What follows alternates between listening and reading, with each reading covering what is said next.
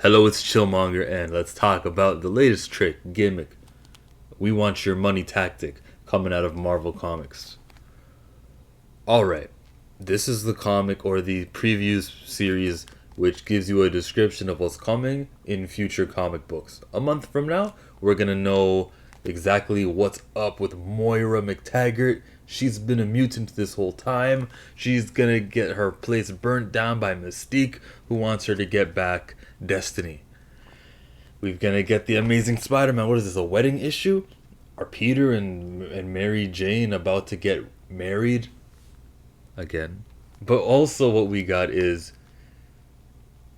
Cy Spurrier and Bob Quinn. I wish I had the page open. They're gonna be continuing their story of Way of X, except they stopped calling it Way of X. Instead, the book, did I skip over it? The Onslaught Revelation #1. Cy Spurrier, Bob Quinn is the artist. Now, if you recall, there's already a comic book series with Cy Spurrier, Bob Quinn doing the work. That's continuing the Way of X book. And in the Way of X, they're building up to Onslaught, and you would think, okay, well, this is going to be the next part of that story. Way of X issue number 6 and 7 are going to get into the Onslaughtness, except they're renaming shit the Onslaught Revelation issue #1. When you do that, you are making a new #1, which is reason for a couple of new covers, maybe some variant covers, because that's what happens at #1. Also, comic book stores who don't know any better will say, whoa, #1, it's a jumping on point. Let's order a little bit more books than usual. This is screwing over those stores who are digging their own grave. It's their fault at this point. If you're still falling for the #1 trick, comic book shops, I'm less sympathetic towards your cause. I recognize that this is a money-grabbing tactic, but you keep falling for it. Bro, what can I say anymore? What can I say? But that's what's happening there. They do this tactic with something like Symbiote Spider-Man.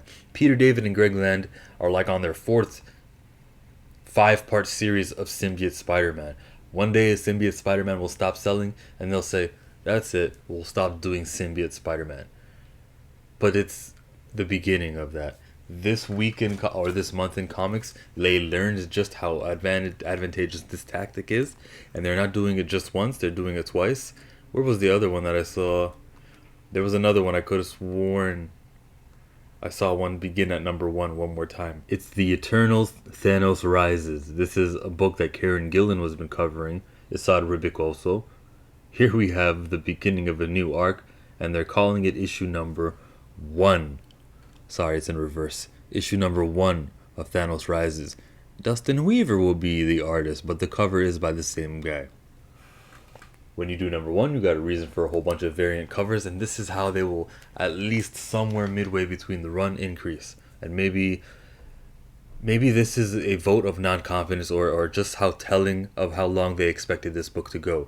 It would only go 12 issues anyway, so we'll do 6 of Eternals, we'll do 6 of Eternals Thanos Rising, and then we'll call it quits there, because we knew from Jump that it would only last 12 books. Maybe that's what that means to me. Maybe they're showing their hands and showing just how much they expect an ongoing, so-called ongoing, to go. Because they never said from the jump this would be a 12-part issue. 12-issue parter. They don't usually do that, even though we kind of knew that's how long that book would go. I knew Arrow would only last 10 issues. Sometimes it's 10, sometimes it's 12. 5 and 5 or 6 and 6. I knew that Ironheart, I didn't expect it to be an ongoing, but they called it an ongoing book. It was cancelled. When Hellions is the exception to the rule. They are an issue. I was so confident that this book would be cancelled. I even said it in my review one time, just mentioning how they're getting rid of X Factor. We know that such and such is coming to an end. Like right now, I'll tell you right now, X Corp, that shit's not lasting. That book's coming to an end. But I knew for a fact that these books would be cancelled, and they weren't. The Hellions comic is on issue #15. That's coming out in a couple of months. They've passed their end point. X Factor was the one that got X'd. It was always going to be a comic book that got cancelled from the XMen, and it was going to be the least selling one. They did it to the X Factor one of this new wave, and there's going to be a new book called Inferno, which is different than everything else that's happening in the X-Men. It's like a continuation of something. Not so much Hellfire Gala. No, I'm not gonna. It was all right. They introduced this whole Magneto Scarlet Witch thing. Every book to book led somewhere. Yes, the Wolverine and the X Force book trick was used during Ten of Swords, and they continue to here. I roll at that, but there was a little bit of listening to each other, communication between the X Office stuff. I hope that wasn't just for this month, and I hope that always continues, and maybe we build to something. Maybe we have a hero that gets introduced in one book, then they use him in another book. They don't even got to be introduced. They could just make an old hero who's just not getting enough attention. Do something like that. Elevate new characters. That would be nice to see. I brought up Hellions just to say they're the exception of the rule. The Hellions book with Zeb Wells doing the writing has been meeting fans' expectations. They like it. And it's continuing to go on. You remember my criticism of it? What? The Hellions? Well, who are they even using on the Hellions? Okay, sure, Havoc is there, but every other character has shelf life. Every other character is not going to be honored and used by other characters. I've been reading X-Men for a while. I know Scalp Hunter's place in all of this, and I don't think that reading this book will be to my benefit. So far, I'm being proven incorrect because the book continues and the story continues, and the fans, a portion of the fan base who I listen to and view, are giving this book praise. So maybe what I'm saying is wrong, but also when you got 11 comic books, I don't think the next guy who's in charge of X-Men is reading every single one of these series and going, can't wait to do X-Men so I can work with those Hellions characters. I doubt it. The trick of issue number 1 halfway into your run means that you will start your comic book sales right up here. Here's your 1. Issue number 2 is going to be low. Issue number 3 is going to be low. And there's a little decrease. And then issue number 6, you might get a little bit more money. And back to normal. All the way to issue number 12. Then the book is done and it gets... the writer gets a new job. It's a symptom of the main problem that I have with Marvel Comics. That's the 6-issue thing. 6 is divisible by 2. 6 is divisible by 3. You can have 2 comic books tell a story, and then you can have a one-shot solo story, $4, and then another one that's just by itself, and then a 2-part story to end this arc, and that's 6 comics. You could fit that in a book with a binder and sell it as a graphic novel. Not every story needs to be 5 parts, 6 parts. That's restricting. And at the end of it, when we talk about, hey, what's happened so far in Jason Aaron's Avengers? We're at issue number 40, and my answer would be, oh, they did this thing versus some Celestials, they fought vampires, they went to space to see a star brand, there's some Avengers from the million years BC, they fought the Age of Khonshu, and the Heroes Reborn happened. That doesn't count. They fought the Age of Khonshu, and Carol Dan... No, that was in Captain Marvel's book. And let's give them one more that I just can't remember. If only 6 things happened in your run, that's a problem. You're 40 issues in, there's only been 6 stories. And I'll even give it 7 or 8 just in case there's stories I'm forgetting. But 40 comic books shouldn't mean 8 stories. That's my problem with the 6. It takes 6 stories to tell a full arc. How epic is an arc if it takes 6 stories? If every how epic is the arc? I keep saying art. I'm trying to say that if every single story is a 6-issue epic, then they're not all epic. They're all the same. They're default. What you need to do is have a couple of short ones, and then when I see a long one that goes 5 issues, 6 should be cancelled. 6 is only for events. If I see something that goes, whoa, this takes actual 5 issues to solve, must be a big deal. You've earned my interest, because you haven't been milking me for these 5-part stories all along. You've respected my times and you respected my money. So now that I see something going 5 issues, I know that you, the writer, it just takes this many pages to do. Cool. The event has got a good little name to it. The series, the limited series, I shouldn't say event, but you know the trade paperback has a little cool name to it. World War Hulk, She-Hulk. Maybe I'll check it out. I don't think World War She-Hulk is the right name. It should be called Winter Hulk. I just read the description of the event. It sounds like Winter Hulk. It doesn't sound like there's a planet Sakaar. It just sounds like we're trying to take advantage of a famous thing, and well, that's exactly what She-Hulk is. It's brand recognition. Maybe since that was good, you'll think this is good. Da da da da.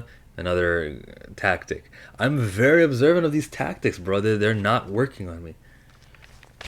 I mentioned X Corp. That book's getting canceled. Come on, issue number 5, right? Who's writing it? Teeny Howard. Good luck to Teeny Howard. You know what else is gonna get canceled? Okay, X-Men Legends is at issue number 7. Surprisingly past issue number 6. I guess fans are liking that. That's cool. It doesn't hurt me as an X-Men fan. I don't feel like I'm missing out on a story because I'm not reading X-Men Legends. X-Men Legends happens in the past. It's like, yeah, sure, it's canon, but I don't think anything that's going to happen here is going to progress into my main story. Oh, I got to pick up this. It's where Miles first debuts. That's just, I'll never regret owning one of those. You know, where a comic book character just debuts. Whether it's the $4 version or the $1 version of True Believers and they don't use the same cover, I usually check those ones out. I love this cover here by Fantastic Four. Mark Brooks. Woo! I don't love it enough to get it. Because Dan Slott, if I get this, it'll be, I'm at the comic book shop. Not in August, but in January. And I see, oh look, there's that old cover. Well, it's here, it's just rotting. Let me help out my comic book stores. Let me just purchase it, because it wasn't going anywhere. Then I'll buy it. But what Dan Slott did to Franklin Richards is a no for me. There she is. Because she's not drawn sexily, this has caused outrage. Guys, women are real. This is paper, whether they gave her large breasts or not. It's flat as this. Let's get over the women's body thing. It's fucking bizarre. Shang-Chi, I don't know if I'm checking that out. I am interested in Captain Marvel. I don't know if I'm not sold on it, but we'll see. Shang-Chi, United States Captain America, Gamma Flight. Oh, that's another one that's causing outrage. This is just, it has everything to do with what I'm talking about. The new characters, issue number 1, or first appearances.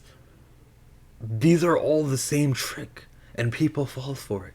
Speculators are looking at Captain America, United States Cap, and they're like, they could make a movie character out of this. There's no one making a movie character out of something that Christopher Cantwell and Alyssa Wong created. It's very unlikely, but there's a little bit of a doubt in your mind, or this is just a hint of, well, they did use Joaquin Torres in the Falcon Winter Soldier, so any character that they create can be used. There's that little thing is enough to get that speculator by. Shout out to the speculators for buying comics and keeping this thing going, and it's on life support. I respect your guys' spec. Respect the spec. Thor Champions is happening. I'm gonna check that one out. Champions has been happening every 2 months.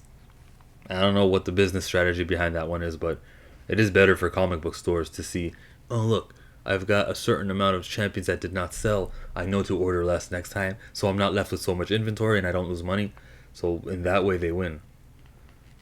And I hope that it goes the opposite trend. I actually hope Champion succeeds because I am enjoying what Danny Lore is writing over on that comic. I'm not big on Marvel right now. I'm also not down on it because we got Inferno coming up. What's Dark Ages all about? I don't know. Probably will check out issue number 1 just to see what's up. But because it was something introduced at Free Comic Book Day 2019? 2020? Because it was something older and it still hasn't come to fruition until now, it shows me how necessary it is or how unnecessary it is, where so much time could have passed that, like, Children of the Atom is a similar story. I just don't think that they have something with staying power. I don't think that should have been a red underlined book. It was delayed and nothing changed. So I sort of see the Dark Ages story as that. But Tom Taylor is not a nobody. Iban Coella, great ass artist. Man, I've been checking out a lot of art and then reading his name, like, okay, that's who does that? He's killing it here at Marvel Comics. You know me, I'm chill. Thank you to all 861 of you subscribers. Play the outro. That was the video and this is the outro. I'm pleased to announce that I now have a Teespring store. Find the Chillmonger logo filled in, not filled in, or however you like it on the Teespring store. You can also find me on Patreon to support me at $1 US or 10. Thanks.